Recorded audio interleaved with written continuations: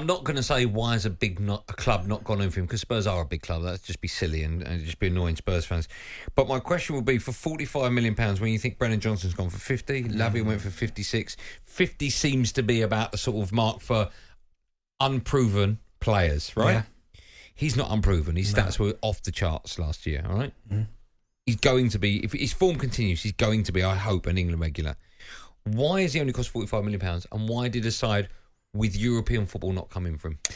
The only thing I can think of, and listen, I don't know him personally, but you're right. I mean, he's got, 2 goals and 2 assists this season, 10 goals and 9 assists last season, 12 goals, 8 assists the year before, so his numbers are big.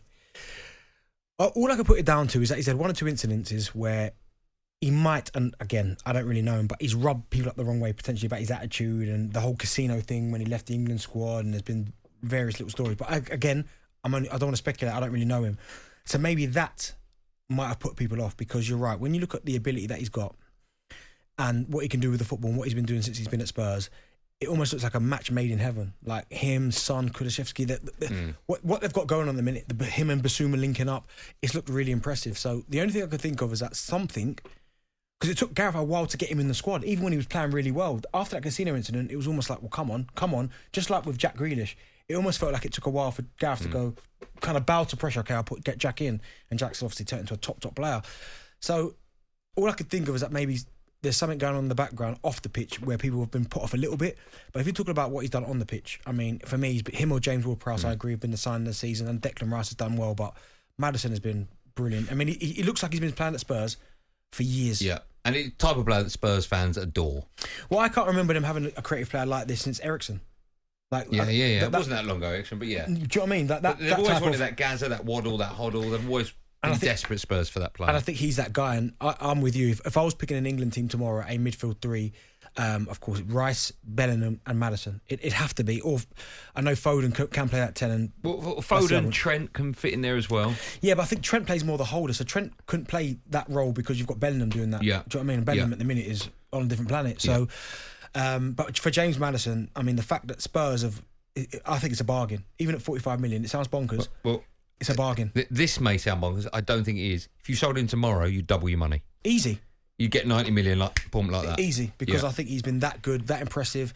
The only thing people would probably say is defensively, maybe he's not the best in terms of tracking runners, but sometimes number 10s like Bruno Fernandes is another one. Defensively, at times you're playing with a man down, but with the ball, why couldn't Man United go in for James Maddison? Because they've bought Mason Mount for £60 million, right? And as yet, it's not worked. He's been unlucky with injuries, only played a couple of games, but he doesn't look the player that Man United hoped he'll be. Yeah. He may turn into that player. We've seen it in the Chelsea shirt. We've seen it in an England shirt as well. Yeah. But why could Man United not go in for him? The only thing I could think of is when you looked at Man United early on in this season, and you look at when it's been Bruno, Mount, Casemiro, been far too easy to play against. People just absolutely flying through your team like it's no tomorrow. Wolves were doing it easily. Mm-hmm.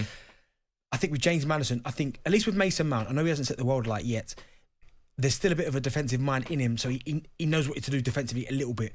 James Maddison's just a pure number 10. Like pure number 10. So you'd have him and Fernandes, who are 2 very good players. Casemiro would be in there on his own. Teams would be the moment they bypass that first little bit of press, they're at Casemiro. They'll be through your team. So for Man United, it's about squad. You're in the Champions League. I still probably would have opted for him, but it is a surprise that none of the Champions League sides came for him. How much you pay for Kai Havertz? 65. Yeah. I'd rather Kai Havertz. Than who? Than Maddison. No, you wouldn't. Benty, correct that now. Benty, correct it now. Otherwise, that goes out in the clip and forever you look stupid. Well, listen, I've got to say that because he's Arsenal player. Benty, who would you rather have, Kai Havertz or James Maddison? Maddison. talkSPORT Drive. Super opinionated sporting debate. Monday to Friday afternoon from 4 on AM, on DAB, via the talkSPORT app and on your smart speaker. talkSPORT.